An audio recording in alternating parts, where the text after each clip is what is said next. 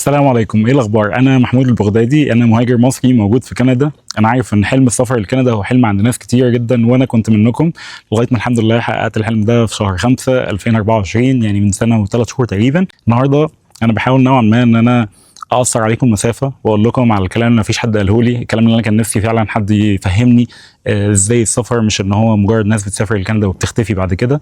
الحمد لله انا عملتها لوحدي. لو حد منكم محتاج محامي او محتاج حد يساعده ساعتها يبعت لي وانا هودي له رقم حد ثقه فعلا يكمل معاه، ولكن انا عملت ده لوحدي. واسهل طريقه دلوقتي هفهمكم، كملوا معايا لغايه اخر الفيديو بحيث اشرح لكم كل حاجه بالتفصيل لغايه ما ربنا يكرمكم وتوصلوا بالسلامه ان شاء الله. انا النهارده بكلمكم من مدينه اوكفيل، دي موجوده في مقاطعه اونتاريو، فقلت اصور لكم كده وانا بتحرك بحيث تشوفوا المدينه. انا برضو كان نفسي حد يوريني صراحه الحاجات دي. المدينه هنا على ليك اونتاريو على طول، فدي واحده من اكبر الليكس الموجوده في كندا. ودي بارك كده هنا اسمها ليك سايد بارك. البارك دي بصراحه انا بحبها جدا لان هي فيها المرسى بتاع اليخوت وكده، يعرفكم بقى اللي في حياه تانية فعلا هنا. زي ما انتم شايفين كده ده اول يخت، وهنا بقى المرسى كامل بتاع اليخوت. دي اليخوت توصل هنا. خلينا ننزل حتى على الممشى ده، ما شاء الله. عايز اقول لكم هو ده احنا بس عشان في الصيف كده الجو حلو، ولكن طول السنه او مش طول السنه، طول فتره الشتاء بيبقى الجو هنا كله طبعا تلج، كلها متلجه. قبل ما اكمل الفيديو ده عايز اقول لك ان انا عارف ان في ناس كتيره سلبيه وفي ناس كتيره كانت بتقول كلام وحش على كندا، والكلام ده انا كنت بسمعه من قبل ما اجي، اللي هو انت مش هتعرف تروح كندا وكده كده الناس اللي بتروح هناك بتقعد تشحت، الضرايب كتير، الدخل قليل، الناس وحشه وعنصريين، فانت هتواجه مشاكل كتير وهتواجه صعوبات كتير. وحتى الكلام ده للاسف كنت بسمعه من الناس جوه كندا. عايز اقول لكم لما جيت هنا لقيت ان وضعهم ما شاء الله كويس جدا، ولكن للاسف يعني مضطر ان انا اقول كده، ولكن مش كل الناس بتحب تساعد بعض. نسبه قليله جدا من الناس اللي ما شاء الله عليهم ربنا يحفظهم يا رب ويديهم على قد نيتهم الطيبه هم اللي بيساعدوا. فانا هحاول بقدر الامكان باذن الله من هنا لغايه ما تخلص الفيديو ده بالكامل هكون شرحت لك كل حاجه، ووفرت عليك وسهلت عليك طريق طويل قوي ممكن تمشيه وتلاقي اخره اصلا سد، فلعل وعسى يكون في ميزان حسناتنا ان شاء الله. في حاجه مهمه قوي لازم تعرفها، اللي بيوصل للاخر واللي بيهاجر فعلا كندا مش اللي هو كان عنده احسن سكور واللي عنده احسن لغه وكده، اللي كمل الطريق للاخر. الطريق متعب والطريق فيه صعوبات كتير، فعلى قد ما انت هتعرف تكمل فعلا الطريق وعلى قد ما انت هيكون نفسك طويل هو ده اللي هيخليك توصل في الاخر وتهاجر. الطريق مش سهل، ولو سهل كان كل الناس هاجرت، ولكن خليك متاكد ان انت لو عندك ايمان بالله وعملت اللي عليك وما ضيعتش وقت واجتهدت فعلا هتوصل للحلم اللي انت عاوزه. ربنا يكرمنا واياكم ان شاء الله. دول موجودين قلت اصور لكم كده. هنا دايما يعني هو ده اسمه ذا اوكفيل كلوب، فدايما بيبقى فيه سباقات بتاعت كاياكينج، سباقات بتاعت روينج، بيعملوا حاجات كتير الصراحه هنا، عشان كده انا بحب المدينه دي جدا. بسم الله توكلنا على الله. بص مبدئيا الدخول لكندا بيبقى في كذا طريقه، في طريقه الهجره وفي طريقه الدراسه وفي طريقه السياحه. النهارده هكلمك عن طريق الهجره وبالاخص على الاكسبريس انتري. مبدئيا الاكسبريس انتري بيحدد لك النقط بتاعتك اللي هو السي ار اس سكور على اساس 5 حاجات، اخر واحده هي اهم واحده فيهم. مبدئيا اول حاجه هو السن، العمر بتاعك كام، الحاله الاجتماعيه انت متجوز ولا اعزب، المؤهل الدراسي ان انت معاك بكالوريوس دكتوراه او ماجستير. رابع حاجه الخبره العمليه، ان انت عندك كام سنه شغل، والنوك اللي هو المهنه بتاعتك هل هي مطلوبه فعلا من ضمن المهن بتاعت الهجره ولا لا. الاوكيبيشن كلاسيفيكيشن، فانت بتدخل على الويب سايت بتاعهم بتقسم النوتس دي لتيرز، تير 0 تير 1 2 3 اب تو تير 5. فكل تير منهم بيبقى مقسم، زي اول واحد ده مثلا اللي هم شغالين في الادفرتايزنج، ماركتنج، بابليك ريليشن، الكلام ده. اوكيبيشن usually require university degree، ده اللي هو لازم يبقى معاك بكالوريوس. تير 1 دول اللي هم بيشتغلوا financial advisor، software engineer، الكلام ده. وتير 2 دول اللي هو ممكن college diploma، حاجات بقى اللي هو دراسه سنتين والكلام ده، اللي بيشتغل في الكمبيوتر نتورك، ويب تكنيشنز. انت بقى عايز تعرف اذا كان النوك بتاعك من الحاجات المطلوبه في الهجره ولا لا. انا كده هسيب اللينك بتاع الويب سايت ده، هتنزل تحت كده للاخر هتلاقي كل حاجه مكتوبه، وهنا انت تقدر تعمل سيرش. فانت لو واحد مثلا شغال سيلز ممكن تكتب سيلز فيجيب لك انت كوربريت سيلز مانجر ولا ريتيل سيلز سوبرفايزر ولا ايا كان بقى. تشوف مهنتك، لو مهنتك موجوده هنا بيبقى فيه نوك كود. النوك كود ده هو اللي بتاخده، ولما بتفتح الابلكيشن بتاع الاكسبريس انتري لازم تحط الرقم ده.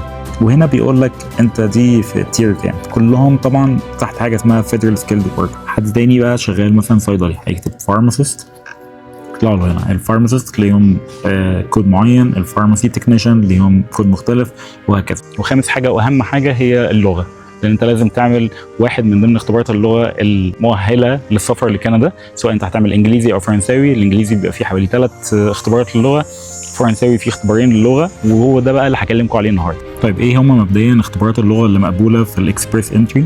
هنا بقى الويب سايت ده برضه هسيبه لك تحت. عندك الانجليش، عندك ال CELBIP اللي هو الكنديان انجلش لانجويج بروفيشنسي اندكس بروجرام. مش اغلب الناس بتعمله غير بس الناس اللي قاعدين جوه كندا، ولكن اغلب الناس بتتوجه يا اما للايلتس يا اما للBTE كور. الايلتس طبعا لازم يبقى جنرال مش اكاديميك، اتاكد ان هو you must take the IELTS general training option not academic. والBTE نفس الكلام، BTE كور مش BTE اكاديميك. ده كده للجزء اللي هو بتاع الانجليش. عندك الفرنش في اختبارين لغه مقبولين، اول واحد اللي هو TEF كندا وTCF كندا، لازم تتاكد ان هو ده بتاع كندا عشان في واحد تاني بيبقى لكيبك. طيب السكور المطلوب ده انت المفروض اقل سكور تجيبه كام، واعلى سكور هيدي لك احسن نقاط هو كام. تنزل تحت هنا عندك احنا في الكنديان اكسبيرينس كلاس، دول الناس اللي موجودين جوه كندا عندهم خبره كنديه، ولكن احنا كل الناس بتيجي هنا على الفيدرال سكيلد وركر. المينيمم في المينيمم ليفل في الفور ابيليتيز، لو الانجليش هيبقى فيه البي 7 والفرنش NCLC 7 برضه. تنزل هنا انت هتختار سكيلد وركر، وبعد كده مثلا لو الايلتس فبيجيب لك هنا البوينتس بقى. لو CLB7 ده معناه ان هو انت بتجيب 6 في الرايت سبيكينج listening reading writing، وبيدي لك 4 في CRS سكور، 4 على كل واحد. يعني انت لو جبت 6 في الاربعه معناه ان انت هتاخد 16 توتال. لو CLB8 فهيدي لك 5 CLB9، وده اللي بنقول ان كل الناس ان شاء الله تجيبه. حتى لو جبت فوق ال9 كده كده مش بتاخد اكتر من 6 نقط للبارت الواحد، ولكن CLB9 معناها ان انت تجيب 8 في الليسننج و3 سبعات، اللي هو 7 سبيكينج 7 ريدنج 7 رايتنج، ده بتدي لك 6 على كل بارت، معناها ان انت توتال هتجيب 24. طيب ولو الفرنش بقى، عشان احنا بنقول الناس تدخل فرنش، هتختار هنا TCF، تنزل ال NCLC 7 نفس الكلام، هيجيب لك هنا السبيكينج من 10 ل 12، الليسننج 458 502 وهكذا. نفس الكلام بتاع الانجليش، 4 نقط لكل بارت. لو جبت في السكور ده 5 نقط لكل بارت لو السكور الاعلى، و6 نقط هو اعلى حاجه لو جبت NCLC 9. فالويب سايت ده هسيبه لك بحيث تبقى عارف انت ايه الهدف او ايه التارجت اللي المفروض تجيبه في كل امتحان من دول، سواء الBTE الTCF الايلتس بس، وربنا يكرمكم ان شاء الله. طيب اعرف الCRS سكور بتاعي ده ازاي؟ اعرف انا هجيب كام ازاي عشان اعرف اصلا هل الموضوع هيجيب همه وابداه ولا ما اضيعش وقت من الاول؟ تعالى اوري لك تحسب الCRS سكور ازاي على الويب سايت الرسمي بتاع الحكومه الكنديه. سايب اللينك ده تحت في الCRS كالكوليتر، هتدخل عليه تنزل كده تحت هتلاقي اول حاجه هنا CRS calculator، ويقول لك this tool will help you to calculate your comprehensive ranking system اللي هو الCRS. فبتنزل هنا تختار اول حاجه الماريتال ستيتس بتاعتك، سواء انت متجوز ولا لا. هنعمل دلوقتي مثال عن واحد متجوز وعنده طفل واحد، خلينا نبداها كده. فهنعمل married is your spouse or common law partner a citizen or a permanent resident in Canada. لو مراتك مش كنديه ولا معاها الاقامه الدايمه فهتختار نو طبعا. وبعدها يسألك will your spouse or common law partner come with you to Canada، فهتقول yes ان مراتك هتيجي معاك. how old are you؟ طبعا كل ما عمرك بيكون اصغر تحت ال 32 ده يعتبر احسن حاجه. فلو هنعتبر ان حد مثلا عنده دلوقتي 30 سنه، لان نسبيا ده بيبقى السن اللي اغلب الناس بتفكر فيه، يعني على ايامنا كان الناس بتفكر كده. فهنعتبر ان انت معاك ايه، انت في الاغلب مثلا لو حد معاه بكالوريوس فهياخد RD اللي هي باتشلر ديجري. لو حد معاه خريج مثلا صيدله او طب فدي بتعادل ساعتها بروفيشنال ديجري، تاخد النقط بتاعت الماستر مش البكالوريوس. فاحنا هنختار دلوقتي بكالوريوس، ان حد معاه بكالوريوس ده. Have you earned a Canadian degree, diploma or certificate? No. لو انت مش دارس هنا، لو دارس هنا هتكتب yes طبعا. official language حلو. بيقول لك دلوقتي احنا الاوفيشال لانجوج في كندا هم الانجليش او الفرنش، فانت هتختار ايه؟ هتختار ان انت يس اخدت واحد في خلال اخر سنتين، لان ده معناه ان هو لسه النتيجه بتاعته فاليد. وهنختار بقى ساعتها انت هنقول هنعتبر ان واحد لسه واخد الانجليش زي ما قلنا. اعلى سكور ان هو حد جاب 3 سبعات و8 في الليسننج، فهنحطها على اساس ده 3 سبعات و8 في الليسننج. وخلينا نشوف رايتنج او 7. we have other language results هنقوله لأ، وبعد كده هوريكم بالفرنساوي الموضوع عامل ازاي. work experience. ركزوا بقى في السؤال ده عشان السؤال رقم 6 ده اكتر سؤال بيلخبط الناس. In the last 10 years how many years of skilled worker experience in Canada. ركزوا على حته in Canada لان اغلب الناس بتقول 10 سنين، كام سنه، 5 سنين واكتر. لا، انت none لو انت مش شغال في كندا. لو انت شغلك بره ده السؤال اللي بعدها اللي هو 6-2 لان ده 6 ده part 1 ده part 2. in the last 10 years how many total years of foreign يعني معناها بره كندا skilled work experience do you have. فهتقول مثلا لو انت عندك اكتر من 3 سنين do you have a certificate from a Canadian province territory. لو انت ما عندكش اي شهاده من هنا من واحده من المقاطعات هتكتب no. ولو انت ما عندكش بالفعل عقد عمل من جوه كندا برضه هتكتب no. do you have a nomination certificate فهتكتب no. لو انت ما عندكش ترشيح من المقاطعه، كل الحاجات دي لو عندك ترشيح، لو عندك عقد عمل، لو عندك الحاجات دي هتكتب yes عشان يطلع لك في الاخر السكور. هنا هنعمل no. هنا بقى هينقل على الجزء بتاع مراتك او البارتنر، يعني مراتك او جوزك مثلا لو انت اللي بتبتدي الابلكيشن باسمك. do you or your spouse or common law if they will come with you to Canada have at least one brother or sister living there. فلو هم ما عندهمش هتكتب no، عندهمش يعني اخ او اخت هنا. وهيسألك على الدراسة بتاعت your spouse او your partner فهنكتب مثلا ان هو معاه بكالوريوس كمان. in the last 10 years how many years of skilled work experience in Canada. فنو بره كندا مش هيسأل على الخبرة بره كندا بس هيسأل ساعتها هيسأل على الانجليش مثلا. هنكتب ان هو ايلتس.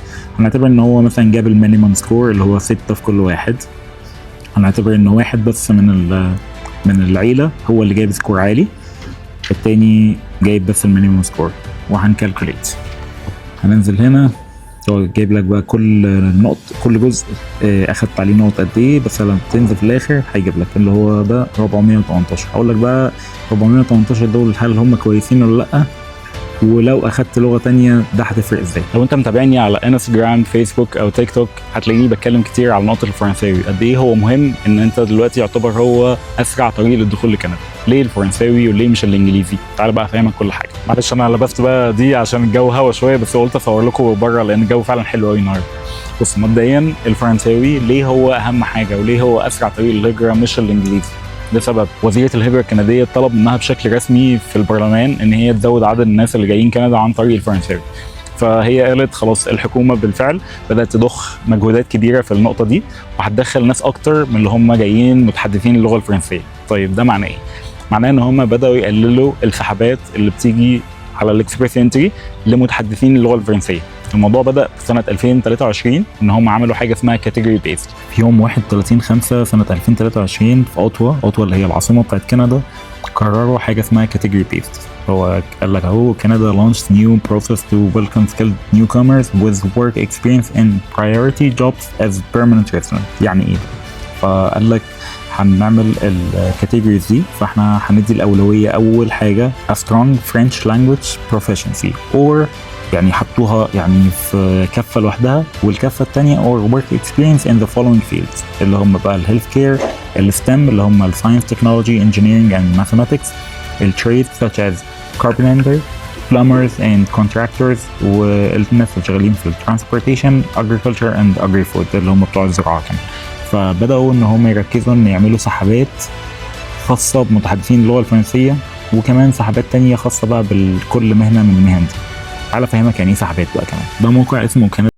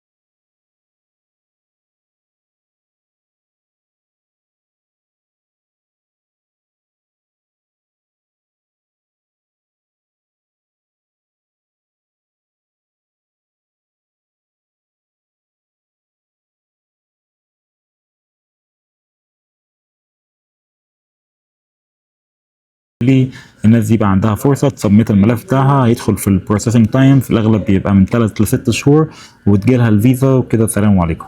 فهم دايما في الفرنش بيعملوا كده 428 379 كل سنه بيحصل نفس الكلام. هنا في السنه بتاعت 24 مثلا اخر السنه كان طلع 466. الناس خافت وقالت خلاص هو كده سحبوا الناس كلها فرنش وهم مش عايزين ناس تاني، بالعكس رجعوا نزلوا تاني لان هم نزلوا عايزين ناس كتير. هنا مثلا كان شهر 10 كان 444 446 ولكن لو نزلنا شويه بص 300 كمان 394 وهكذا. فهم كل سنه بيعملوا كده سحبه قليله سحبه عاليه سحبه قليله سحبه عاليه. هم بيحاولوا على حسب يعني دلوقتي عايزين ناس كتير بنسحبهم، عايزين ناس اقل بنعلي السكور وهكذا. ودي اخر نقطه للاسف بتواجه الناس كتير، بتكون واحده من اكبر العوائق في موضوع الهجره اللي هي البروف فاند او الضمان المالي. فبيتحسب ازاي الضمان المالي ده؟ بيتحسب على اساس انت كفرد من العيله، وكل ما بتزود فرد بيزيد المبلغ. انت ومراتك يبقى كده 2، عندكوا طفل واحد يبقى 3، طفلين 4 وهكذا. فلو انت لوحدك مطلوب منك يبقى موجود في الحساب 15263 دولار كندي مش امريكي، او دولار امريكي بمعادل الكندي، او مصري او مغربي او تونسي ايا كانت العمله، المهم ان هو بما يعادل الرقم ده.